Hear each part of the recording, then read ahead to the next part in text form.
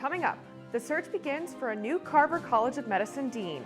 And later, the theater building is bustling with plays once again. Did the Iowa men's basketball team extend their 3-game win streak against Michigan? I'll tell you more in sports. It seems like every other day is a different season in Iowa City lately. I'll tell you more on weather if warmer temperatures are on the way. DITV News.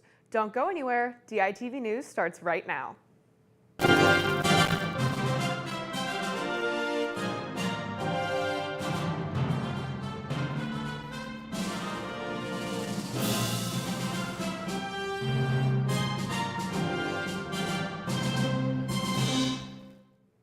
Good morning and thank you for tuning in. I'm Abigail Curtin. The Carver College of Medicine dean is leaving his post. Brooks Jackson is returning to a faculty position to focus on his research of infectious diseases. Jackson began his position in 2017 and has been an integral part of the healthcare team as they navigate the COVID-19 pandemic. In a press conference, Jackson said, quote, "The time is right for new leadership to pilot the organization for the next level," end quote. The UI will launch a national search to find the next dean of the college. This process will be led by former interim UI president John Keller and department chair of anesthesia Cynthia Wong. The past year has seen a decrease in the undergraduate international student population, but an increase in the graduate international population. Russ Gannam, Dean of International Programs, cited the pandemic, unfavorable politics for international students, and smaller generations of students as a few main reasons for the decline. However, he also explained the allure of American education and its opportunities still exist, and this was seen in the UI graduate population. The university is an ideal place to start a professional career with access to many different kinds of education. The fluctuation is ultimately natural. This does not stop the administration from trying to create an ideal environment. We want to promote a pluralistic and multicultural campus at the University of Iowa, where all populations, where people from all backgrounds feel welcome. Russ Gannam is confident that numbers will increase in the future with the continuing rise of opportunity at the University of Iowa.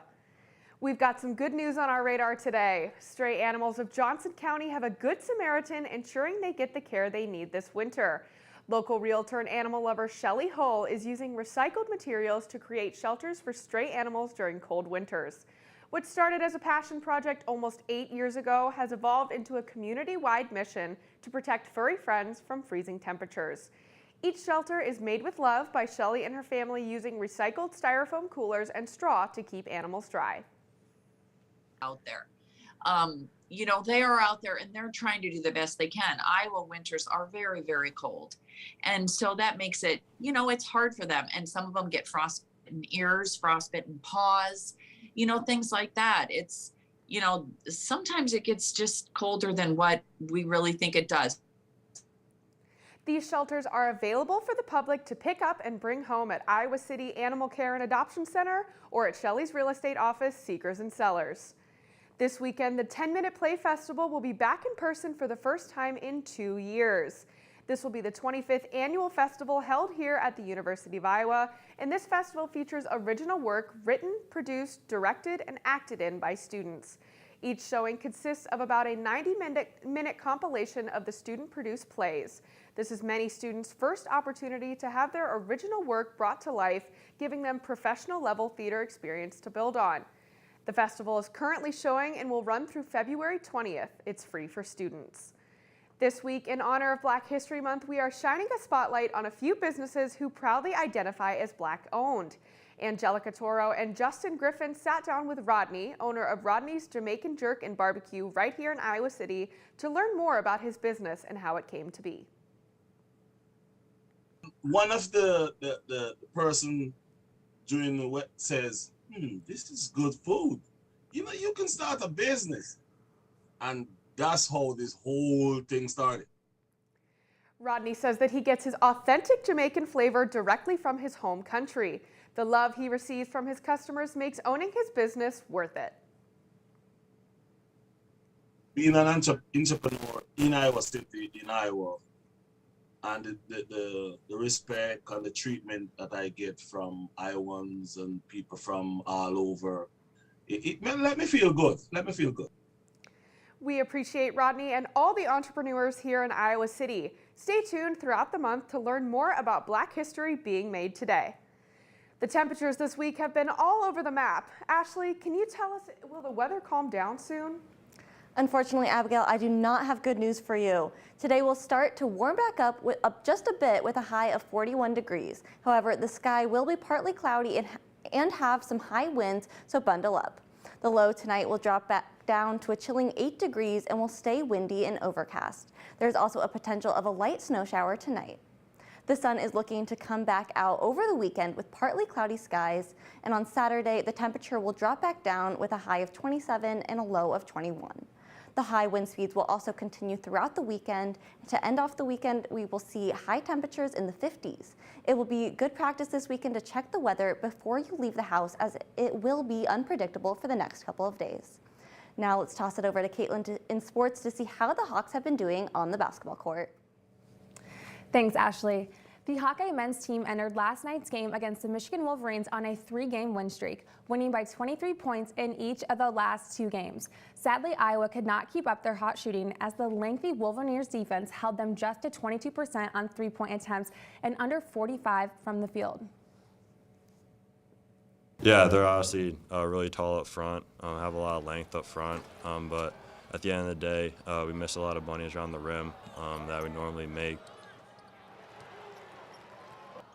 Despite the Wolverines' offensive woes, the Hawkeyes found themselves down 3 near the end of the game. However, Michigan freshman Moussa Diabate would be too much for the Hawks to handle, scoring a season high of 28 points.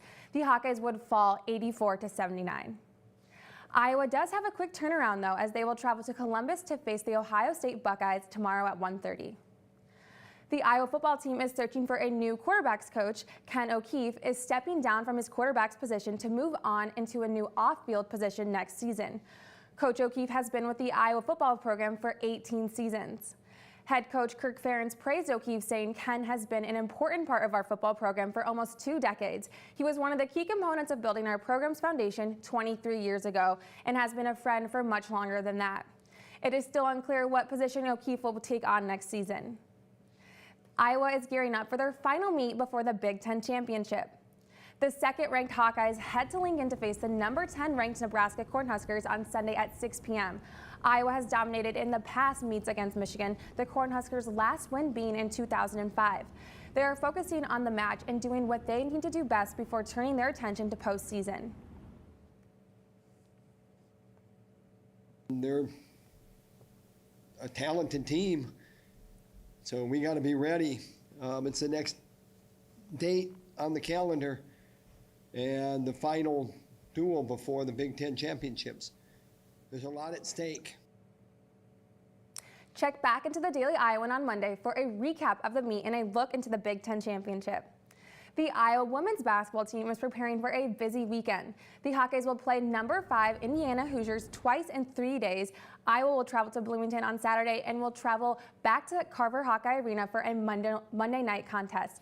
The Hawkeyes were supposed to face the Hoosiers on January 20th at home, but COVID-19 issues within the program postponed the game. Iowa announced a schedule update last week, and Iowa lost to Indiana in their last meeting almost a year ago. And with the Hawkeyes lost to number 13 Maryland on Monday, they're in for a tough weekend of play. Come back next week for an update on the women's basketball and the end for the Iowa Hawkeyes wrestling season. And now to round off the show, we're going to meet our DITV Pet of the Week. This week's furry friend is Finn. Finn's full name is Finnegan Bean, and he is the best furry friend of DITV Assistant News Director Julia Richards. He just recently found his forever home with Julia, and Finn loves to bother his big sister Indy, the golden retriever, squeaking his bear toy and running around the yard. If you'd like to submit your furry friend to be Pet of the Week, email ditvvo@gmail.com with the subject DITV Pet of the Week. Make sure to add some fun facts and a picture of your furry friend.